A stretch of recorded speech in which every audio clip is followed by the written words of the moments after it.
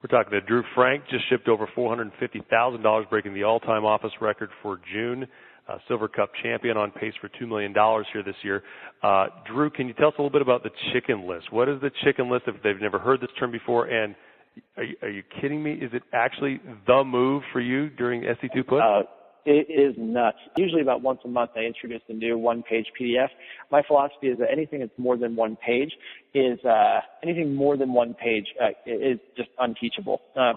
So everything that I teach is one page or less, sometimes a half a page. But I just made a new one this morning, and you're going to be the first ones. I wasn't going to introduce this until it was going to be a while until I introduced this. However, I'm going to send it to Trent right now. And Trent, if you want, you can forward it out to this group, anybody who's on this call. But my office, my assistant managers haven't even seen this yet. And Trent, I send you everything before I send anybody else, and I haven't even sent this to you yet. So this is the Chicken List PC, and I'll spend 2 or 3 minutes reviewing it. But I think there's one of the things that I've really done over the years was I've questioned everything in a positive way. There's been, talks about the chicken list. There's been, ideas about the chicken list, for years and years and years. But there's just, it's not really, I think a lot of it is fluff. A lot of it is fluff. A lot of it is just hype. And, I've gotten to the point where I'm a no hype manager at this point. And so what I just sent, Trent, you can send it out. The idea of the Chicken List PC is that instead of talking about like the gears on a car or diving into 6 inches of water versus 6 feet of water, all those different, philosophies to explain why the chicken list is so important to sticking with your chicken. More importantly, it's just being honest and upfront. So my philosophy with the chicken list is restart your fast start. And the question that I ask reps, and I've been doing this with all my top reps, and all of my top reps right now have at least 200 or 300 names and numbers that they're preparing and getting ready for push. So I have about 15 or 20 reps on my team that they originally thought they only had, maybe 30 or 40 names left in their list, and now all of them have somewhere between 200 and 300. So the question I ask is, if with the skills, knowledge, and ability that you know now, if you were to redo all the demos in your fast start, what could you have sold? And every one of them said 10K, 15K, 20K. It's okay. Now, how many names did you have on your list when you left training? And most of them had 100 on their list when they went through training. But okay, how many of those people did you actually do a demo for? And the average is about 20 or 25. So out of the 100 names that you have on your list, you've only shown 25. So that means you have 75 people from your original list that you still haven't seen. And they're like, oh yeah. And then I say, well, why haven't you seen that? And they say, oh, I don't know.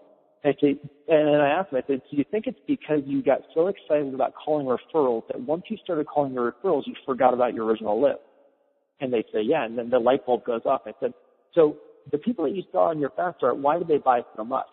Because I knew them. I was comfortable. Okay, good. So you have 75 more people that are exactly the same as the ones that you've already seen, but you're going to just totally, completely forget about them in place for, calling referrals. Doesn't make a whole lot of sense. So what I do is I go through an exercise and we take their original list from their manual and we re-rank them in order, and we figure out how many people they have left from their original list. Now, your average rep is going to have anywhere between 30 and 75 from their original list that they still haven't called. So that's step 1. Step 2 is the referrals. It's okay. Now we can kind of look at referrals. Who are your best customers? Who are your best 5 customers that you've seen this summer, or your best 10? And then we'll rank and prioritize how many they have, how many referrals they have, but in order for when they should call them. Most reps are just so inefficient with their phone time because they're flipping through pages. They're spending 90% of their time deciding who they want to call. So for me, it's just about, put them on a list. And if you have 200 people on a list, you're going to be a lot more efficient with your phone time. So we have their initial list, and then we have their referrals. And then the next question is, I go through different categories, and I say, the first one is school. How many people did you graduate with? And most of them, they say, 200 or 300, or most of them like 800. I say, okay, how many from your school have you done a demo for so far? And they say like 5. It's okay. So if you graduated with 400, you've shown 5, that means out of the 395 people that you have left, how many of those people would you feel comfortable putting on your list and calling for a demo for their parents? And most of them will say, oh, like 30 or 40. Sometimes they'll say, oh, I can call like 100 of them. Okay. And I write that number down. And then this I do the school. And then the next question is, okay, neighborhood. How many neighbors do you have? How many people live in your neighborhood? And a lot of them say, oh, like 40 or 50. Okay. Well, how many of those people in your neighborhood have you done a demo for yet? And they say, like 5. I say, okay.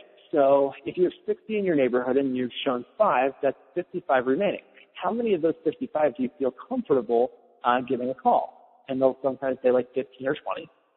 And I'll go to the next category and I'll say, okay, next category is church or synagogue. Do you go? And if they say yes, we say, okay, how many are in your congregation? And if they say, oh, I've got 200 in my church. Okay, how many have you shown from your church so far? And they say, oh, I've shown like 4 from my church. Okay, so out of the 196 families that you haven't shown, how many do you feel comfortable giving a call to? And they say, oh, I could probably come up with 25 that I feel really comfortable calling. Okay, great. And we put numbers down next to each of these categories. And then I'll do the same thing with siblings, friends, parents. I'll do the same thing with sports rosters, with Facebook. I had a guy, Zach, he did 9,300 in his fast start. He came in the other day and he's like, oh, I think I've got like 30 or 40 people to call. We went through this exercise. He has 375 new contacts. From Facebook alone, he went through his Facebook yesterday and he got 200 more contacts, and then through the other categories, he's got 375 people to call. And he's setting up for push, and he just increased his goal for push. He said, oh, I can definitely do 4 demos a day. With the amount of people I have now, I can easily do 4 demos a day. I could probably even shoot for 5 demos a day. So having this list increases the confidence in push week. So push week sales confidence doesn't come from hype from the manager. It comes from the amount of names and numbers they have. So I went through this exercise with all of my reps, and every single one of them, Mary Kay, one of my sales managers, she went through this with a rep who claimed to only have 3 people on her list, and now she has 142 people. From one PC this morning, she went from 3 to 142. And so this is what I call this is the real chicken list. This is your actual chicken list, and there's no hype, there's no false promotion. It's just how many people do you know in your life out of these categories? How many have you shown? And if you, for lack of a better term, stacked up and just did it, how many do you feel comfortable calling? And that's really the philosophy of the chicken list.